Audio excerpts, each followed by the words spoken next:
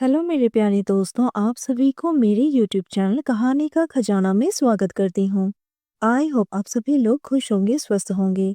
चलिए दोस्तों, आज आप सबको मैं एक नई कहानी सुनाती हूँ। मैंने अपनी चाची को कहा, अब मैं छोटा बच्चा नहीं रहा, मैं अब पूरी तरह से जवान हो चुका हूँ। मैं एक शादीशुदा मर्द की तरह बातें करने लगा और मैंने अपनी चाची को वो खुशी दी जिसकी वो हकदार थी। उसके बाद तो दोस्तों, मेरा नाम प्रीतम है और मैं रायपुर का रहने वाला हूँ। उम्र 24 साल है और देखने में बहुत ही हैंडसम हूँ। मेरे घर में मेरे मम्मी पापा के अलावा मेरे चाचा चाची रहते हैं। मेरे चाचा शहर में नौकरी करते हैं। चाची हमारे साथ ही रहती हैं। उनका नाम मंजू है और वो 35 साल की हैं। मेरी चाची बे औलाद थी और इसलिए मुझे ही अपना बेटा मानती थी। हमारे घर में सिर्फ 2 ही कमरे थे। चाचा गांव में बहुत कम ही आते हैं, इसलिए मैं चाची के साथ ही उनके कमरे में सो जाया करता हूँ। ये कहानी तब शुरू हुई जब मैं कॉलेज में अपनी पढ़ाई कर रहा था। उस वक्त चाची मुझे बहुत ही खूबसूरत लगने लगी थी। उनके फिगर से लेकर गहरे गले वाले ब्लाउज और उनके लाल मुलायम होठों को देखकर मैं उनकी तरफ आकर्षित होने लगा था। जब वो थमकते हुए चलती थी, तो मेरे अंदर एक अजीब सी सिहरन होने लगती थी। जब चाची रात को गहरी नींद में सो जाती थी, तो मैं उनको देखता रहता था।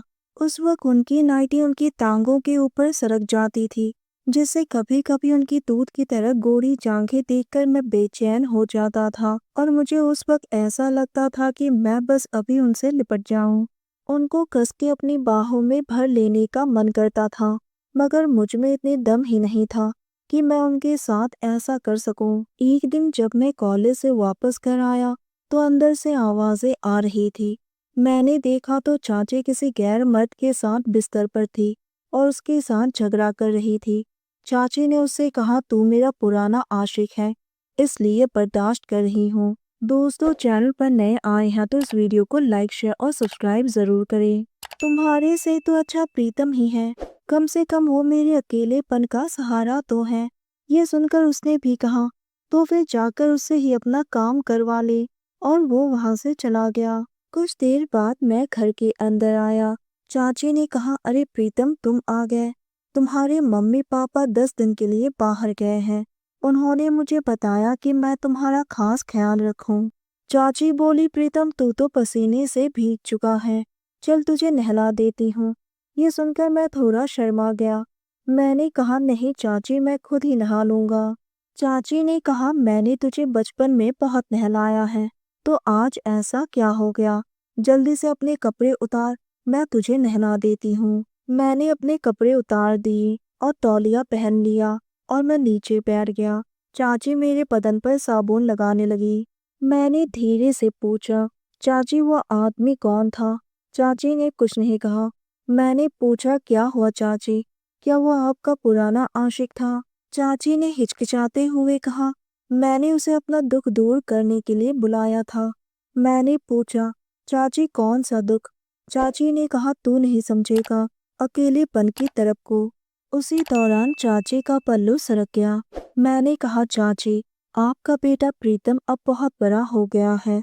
मैं अब वो छोटा बच्चा नहीं रहा, अब मैं जवान हो गया हूँ और मुझे सब अच्छी तरह से समझ में आता है। अगर आप कहे तो मैं आपके अकेलेपन को हमेशा के लिए दूर कर दूंगा। इतना कहते ही मैंने चाची के ऊपर पानी डाल दिया। वो पूरी तरह से भीग चुकी थी और मेरी हरकत से वो हंसने लगी। मैंने कहा, चाची, अब आप भी नहा लो। उसके बाद मैं अपने कमरे में आ गया और बिस्तर पर बैठा हुआ था कि तभी चाची नहाकर बाहर आई। जब मैंने उन्हें देखा तो मैं देखता ही रह गया।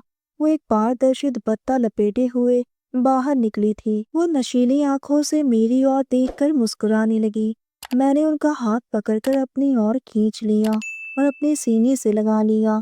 उनकी सांसें गर्म हो चुकी थी। उसके बाद हम दोनों कब आपस में मिल गए हमें पता ही नहीं चला और हम दोनों गंभीर होकर अपने काम में लग गए। पहली बार मैं एक अनोखी खुशी महसूस कर पा रहा था। चाची ने मुस्कुराते हुए कहा, तूने तो बहुत ही अच्छी तरह से मेरा काम कर दिया है। सच में प्रीतम, तू तो पूरी तरह से जवान हो गया है। उस दिन के बाद से चाची पूरी तरह से मेरे ऊपर निर्भर हो गई।